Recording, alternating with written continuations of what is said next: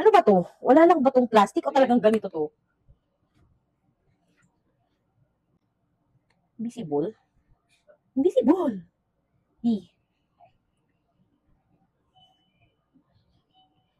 Try natin kung talagang invisible kineme siya. Ayan siya, hindi kasi ako marunong mag-makeup. Plastic pa tayo. Weh, hindi, wala na siyang plastic. Ayun o, nag-ano yung kamay ko. Wala na. Oh, itong isa hindi na ganun ka-shiny. Tapos ito isa yung shiny kineme. Oh, di ba? Invisible nga eh. Pak!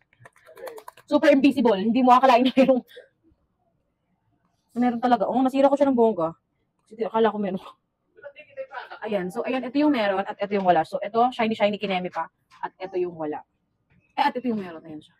Kaya kung gusto nyo din itong Dazzle Me Invisible powder na to, ilalagay ko yan dyan sa basket para hindi na kayo mahirapan hanapin pa. Bye!